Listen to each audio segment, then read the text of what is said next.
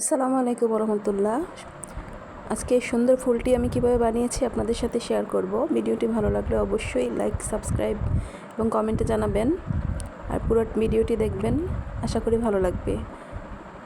প্রথমে আমি এখানে ফুলটি বানানোর জন্য সাদা কাগজ কেটে নিচ্ছি মাপ মতো। আমি এখানে বাটির সাহায্যে দাগ টেনে নিয়েছি গোল করে, তারপর এটা আমি কাঁচির সাহায্যে কেটে নিচ্ছি। অবশ্যই ভিডিওটি পুরো দেখবেন, ভালো লাগলে লাইক করবেন, শেয়ার করবেন এবং সাবস্ক্রাইব অবশ্যই করবেন। তো এখানে আমি গোল করে কেটে নেওয়ার পর এখানে মাঝখান থেকে ভাঁজ দিয়ে কেচির সাহায্যে ফুলের শেপ দিয়ে নিচ্ছি। তো আমি এখানে একই মাপে লম্বা করে কেটে নিব।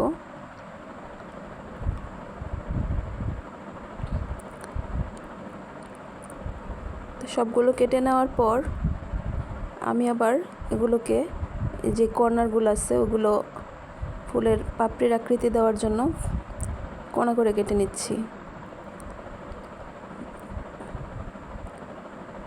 তো আপনারা প্রথমে কর্নারগুলো একটু সুন্দর করে কেটে নেবেন। তো এখানে কেটে নেওয়ার পর সবগুলো এই যে মাঝখান থেকে কেটে দিচ্ছি, দুই ভাগ করে দিচ্ছি। ফুলটা দুই ভাগ করে দিয়ে এখানে আমি কেচির সাহায্যে যে ফুলের পাপড়িগুলো আছে সেগুলোকে একটু বাঁকা করে দিচ্ছি। আমি আবারও বলছি, যদি ভিডিওটি ভালো লাগে তাহলে অবশ্যই সাবস্ক্রাইব করবেন, পাশে থাকবেন।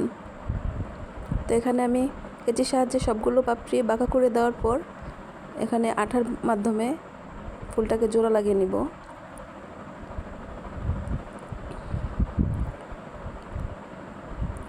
যেহেতু ইউটিউবে আমি নতুন, তাই ভয়েস কভার করতে একটু সমস্যা হয়, ভুল ত্রুটি ক্ষমা করবেন। তো এখানে আমি জোড়া দিয়ে নিচ্ছি।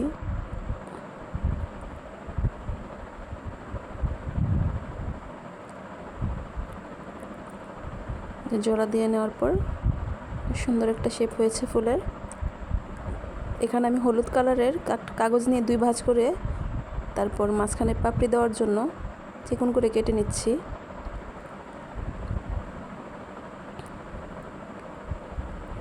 তো এখন কেটে নেওয়ার পর এই যে এভাবে কেটে নিয়েছি আমি। তো আমি আরেক কালার সবুজ কালারেরও কেটে নিয়েছি অফ ক্যামেরাতে। তো এখন সেই পাপড়ি দেওয়ার জন্য যে কাগজগুলো সেগুলো একসাথে করে দিয়ে দিচ্ছি আঠা লাগিয়ে।